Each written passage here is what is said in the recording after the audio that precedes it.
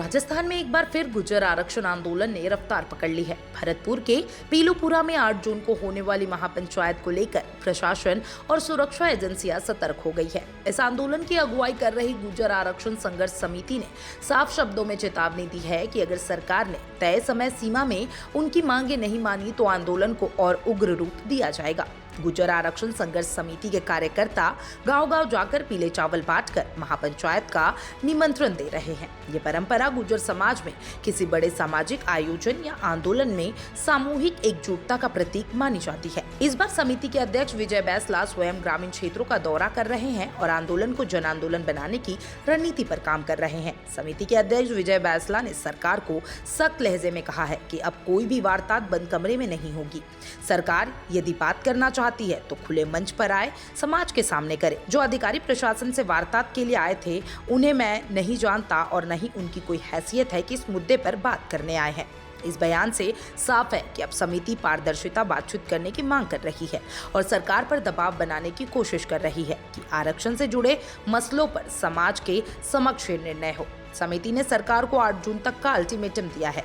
उनका कहना है कि उन्होंने सरकार को अपनी मांगे और आंदोलन का रूट साफ तौर पे बता दिया है। अब सरकार को उस हिसाब से आगे बढ़ना चाहिए। अगर तय समय सीमा में सरकार कोई ठोस मसौदा लेकर सामने आती है तो महापंचायत के बाद बड़ा आंदोलन शुरू किया जा सकता है। सरकार इस बार मामले को गंभीरता से लेते हुए पूरी तरीके से अलर्ट पर है। भरतपुर जिले के कलेक्ट्रेट अमित शाह ने बताया कि समिति को वार्ता के लिए बुलाया गया था।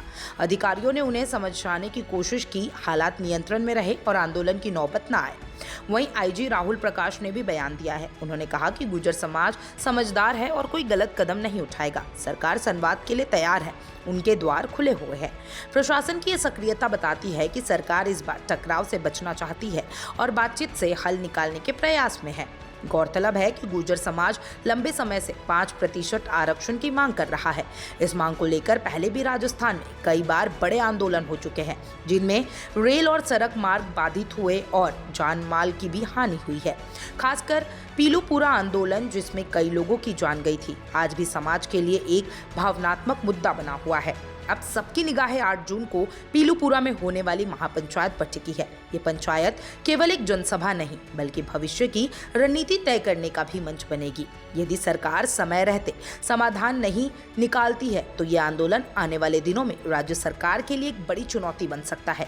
गुर्जर आरक्षण आंदोलन एक बार फिर राजस्थान की राजनीति और सामाजिक समीकरणों को प्रभावित कर रहा है। सरकार की कोशिश है कि मामला नियंत्रण में रहे, वहीं समिति अपनी मांगों को लेकर अडिग है। आने वाले कुछ दिन प्रदेश की कानून व्यवस्था और सामाजिक स्थिरता के लिए निर्णायक साबित हो सकते हैं। आप क्या सोचते हैं गुर्जर आरक्षण के बारे में? कमेंट बॉक्स में जरूर बताइएगा और तमाम ऐसे अपडेट्स के लिए चैनल 4 न्यूज़ राजस्थान के साथ बने रहे।